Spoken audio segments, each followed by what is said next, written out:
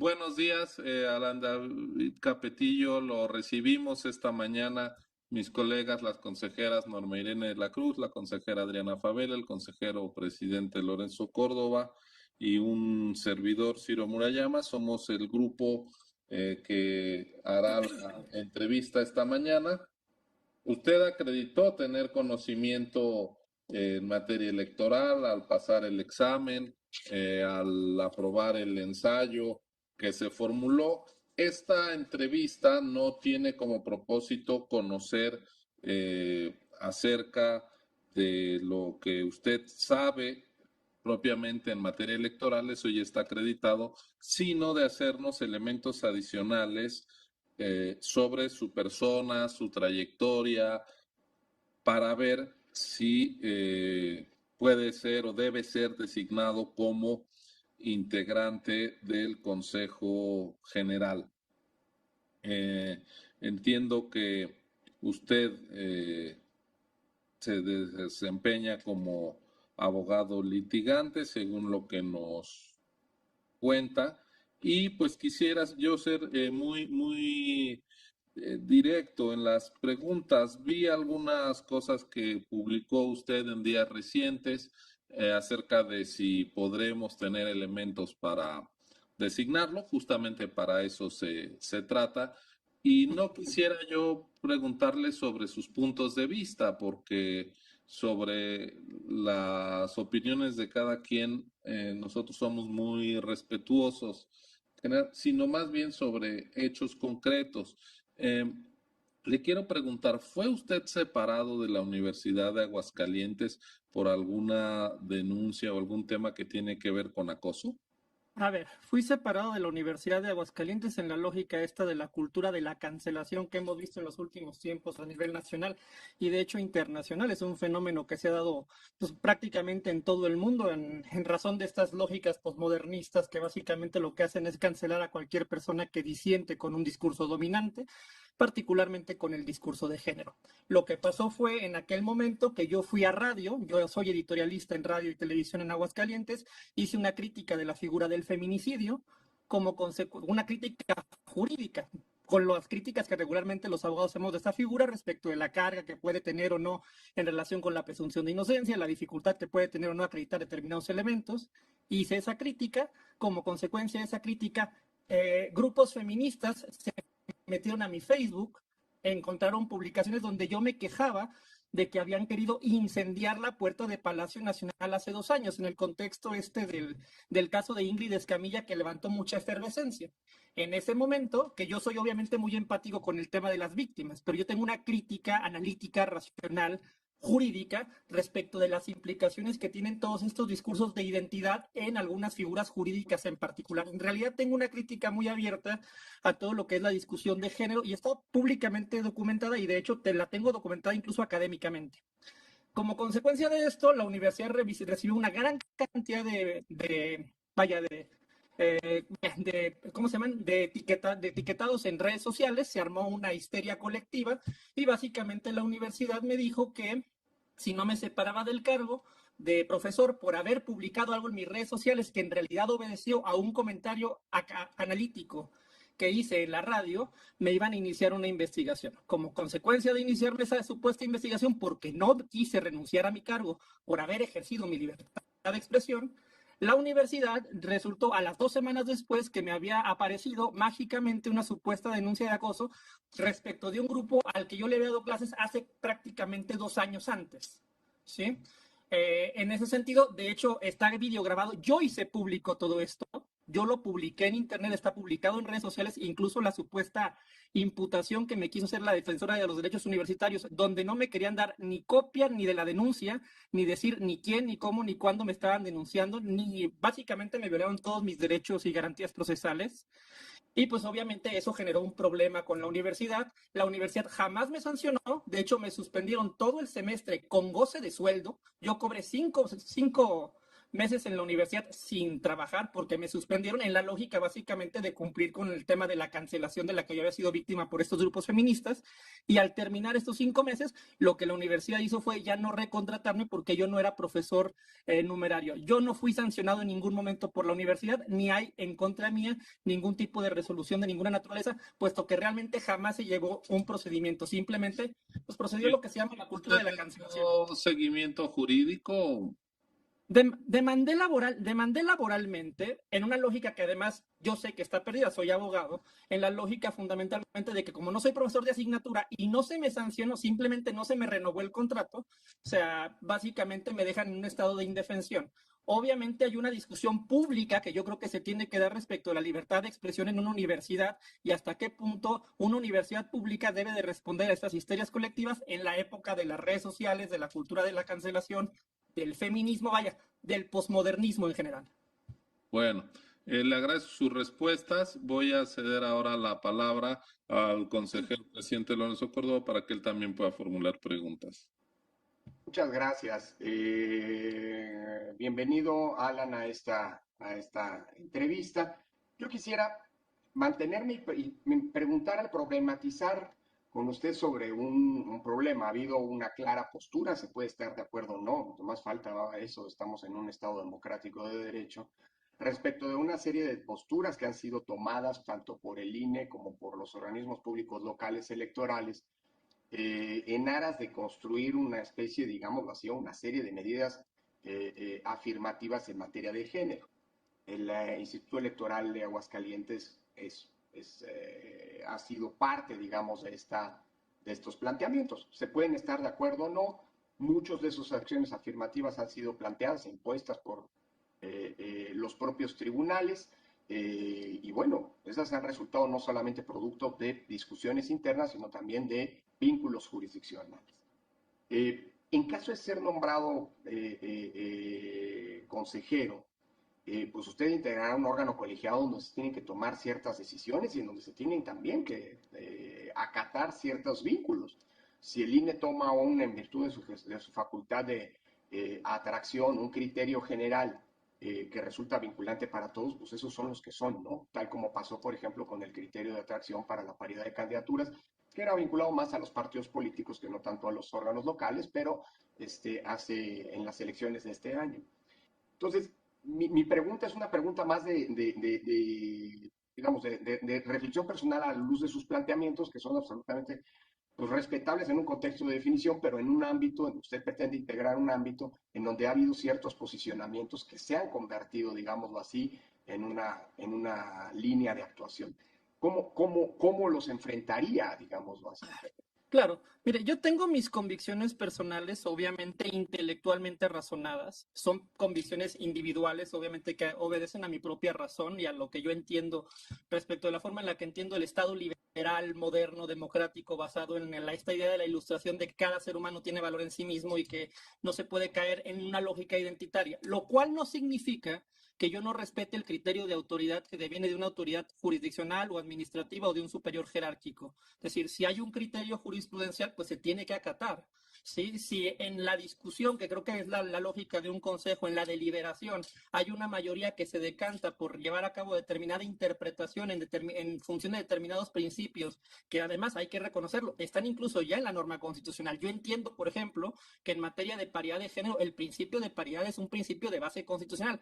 Puedo no estar de acuerdo con él como individuo, como académico, pero eso no significa que no lo respete y que no tenga que yo, en dado caso de que llegara a ser una autoridad en materia administrativa o jurisdiccional, hacerlo valer. Es decir, para mí la separación entre mis principios o mis ideas o mi visión filosófica del Estado de Derecho y mi actuar como autoridad va en cuerda separada. El actuar de la autoridad pues de forma natural tiene que estar vinculado a la positividad constitucional vigente, no puede separarse y obviamente no se trata de que la autoridad lleve sus ideas personales o sus caprichos personales al ejercicio del encargo, tiene que estar siempre separado.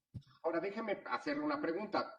Aspira a involucrarse en un colegiado donde las decisiones se tienen que construir y donde la armonía con todas las diferencias que existan es indispensable procurar para nosotros, ¿no? En el momento de nuestras designaciones. Cuéntenos un ejemplo de cómo usted ha construido consensos, porque estos temas, pues evidentemente son temas polémicos y nos revelan más bien posturas públicamente tensas o tensionadas. Un No, ejemplo breve, por favor, de cómo usted es un constructor de consensos o ha sido constructor de consensos. yo siempre sospecho de los consensos, doctor, y no porque no le entiende el valor de la civilidad, sino porque simplemente luego terminan en esta idea de que todos tratamos de construir una idea en la que realmente nadie está de acuerdo. No todos nos ponemos de acuerdo para construir algo en lo que nadie cree. Yo creo en la votación, en la deliberación, creo que un consejo está para deliberar, hay una regla de mayoría, esa regla de mayoría al final se acata, se convierte en el principio del órgano colegiado y creo que es la lógica de un órgano colegiado. Un ejemplo, sí puedo tener ejemplos de donde he generado consensos, particularmente cuando he trabajado en actividad sindical con bases sindicales, pues había que buscar construir un consenso entre los trabajadores respecto de qué era lo que se iba a pedir, qué posiciones iban a aceptar o no. Trabajé en el sindicato de trabajadores del Instituto Cultural de Aguascalientes como el abogado general y me tocaba de alguna forma articular toda la animosidad que se puede generar en un contexto de esa naturaleza. Por ser muy breve, esa sería la respuesta. Gracias. Le agradezco y le cedo la palabra a mi colega, la consejera Norma de la Cruz, por favor. Gracias, buenos días, Alan. Felicidades por estar en este parte del proceso. A mí me gustaría que nos platicaras, con toda esta experiencia que tienes, cómo te has, bueno, obviamente tienes una gran, tienes tu visión, pero que nos platiques cómo ha sido cómo llevarías esta visión de la mano con los principios rectores, ¿no? para el trabajo en conjunto en un Consejo General. Bueno, yo creo que los principios rectores están ahí, el trabajo en conjunto, pues es un trabajo de civilidad con los compañeros, de platicar, de dialogar. Digo, yo tengo posiciones en general muy firmes, pero eso no significa que no dialogue, que no platique, que no discuta, que no argumente, que no intercambie ideas con mis compañeros. Los principios rectores, certeza, legalidad, imparcialidad, objetividad, independencia, máxima publicidad, están ahí junto con el resto del marco constitucional. Y siempre... Créanme que no es una discusión, me queda claro que es un tema muy fuerte en mi caso, porque tengo una posición muy crítica y además una posición muy académicamente sostenida. De hecho, pensé que este tema podía salir y de hecho, tramposamente, si ustedes quieren, por eso puse esos libros ahí. Esos son los libros que yo he leído en materia de género. Y he leído todo lo que se ha publicado en materia de género desde Simone de Beauvoir hasta Judith Butler, pasando por Shulamit Firestone, por Kate Middleton. He leído profundamente acerca del tema de género y quiero dejarlo muy claro porque me queda claro que es una discusión que está en mi caso por el perfil que tengo y que no voy a dejar de atender obviamente ni a mis compañeras ni a mis compañeros en las temáticas que ellos propongan respecto a ese tema y de cualquier otro en una lógica de una discusión argumentada, de una discusión racional, de una deliberación que nutra una decisión, planteando también que hay muchas personas que tienen una pluralidad de interpretaciones de los diversos principios y que se pueden o no respetar siempre las ideas, pero siempre se tiene que respetar a las personas. Ese sería un planteamiento que yo haría. Muy bien, oiga, y en toda su experiencia, ¿cuál siente que lo ha preparado para ser un buen consejero electoral? Mire, yo me he dedicado los últimos 10 o 12 años de mi vida a la materia electoral. Litigo materia electoral constantemente. En este momento tengo 2 asuntos, uno en sala superior, otro en sala regional, que están por resolverse. Litigué hace 6 años en Aguascalientes la nulidad de la elección de gobernador. En la sala superior la votación quedó 6 magistrados reconociendo la intervención de la iglesia, solo 2 reconocieron la nulidad de reconocieron que procedía la nulidad de la elección. Me he dedicado fundamentalmente a litigar esta materia constantemente aquí en Aguascalientes. Dentro de este proceso, de hecho, he litigado varios asuntos en este mismo proceso electoral. De hecho, tuvimos que llevar a cabo un litigio estratégico para que 3 candidatos que pretendían la reelección por distritos distintos a los que originalmente habían sido electos, se les revocaran sus candidaturas y se logró revocar esas candidaturas prácticamente 2 o 3 semanas antes de la elección, porque había una violación a un principio constitucional que estaba implícito en términos de la jurisprudencia de la Sala Monterrey. Es decir, la materia electoral es una materia a la que yo me he dedicado, a la que di clases en la Universidad Autónoma de Aguascalientes, que refirió el doctor Murayama. Yo di clases 9 años de Derecho Electoral y de Teoría General del Estado. La materia electoral es la materia a la que me dedico, a la que me he dedicado durante mucho tiempo.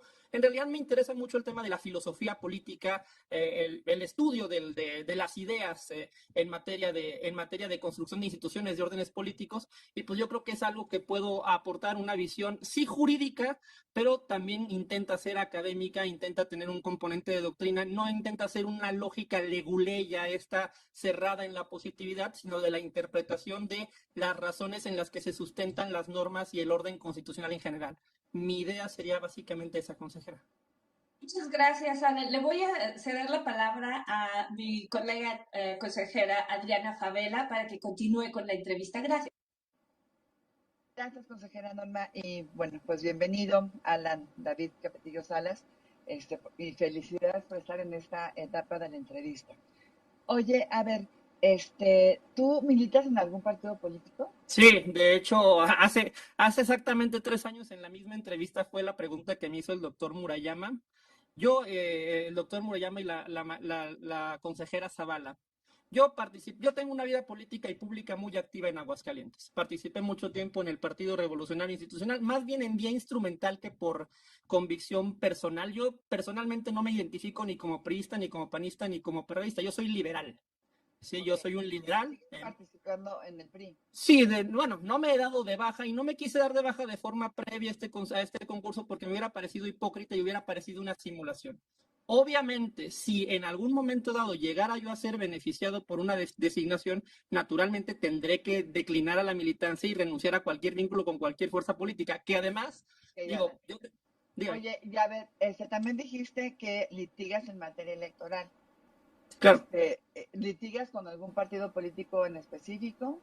De hecho, litigo con todos. En este momento yo tengo en Sala Superior un asunto que tiene que ver con MC y en Sala Monterrey un asunto que tiene que ver con Morena. Durante esta elección litigué para candidatos del PAN, del PRI.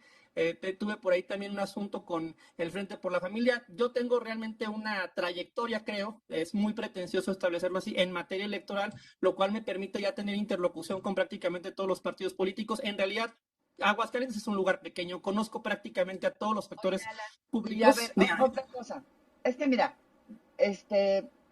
precisamente por tus publicaciones y estas cuestiones, o sea, tú ahí súper polémicas. Bueno, sí, y claro, creo que te gusta causar polémica, ¿no? Y está bien, cada quien tiene su estilo y que es muy respetable. Pero, por ejemplo, ¿por qué se da el conflicto con las personas feministas? No tengo un conflicto con las personas, tengo un conflicto con esa ideología en particular, tengo un conflicto con el posmodernismo en lo general, el feminismo. ¿Qué fue lo que dijiste o qué hiciste? No, bueno, es que no solo es el hecho de lo que dije fue ir al radio a hacer una crítica del feminicidio y después vino una lógica de cancelación identitaria. ¿Tú criticaste al feminicidio como figura jurídica?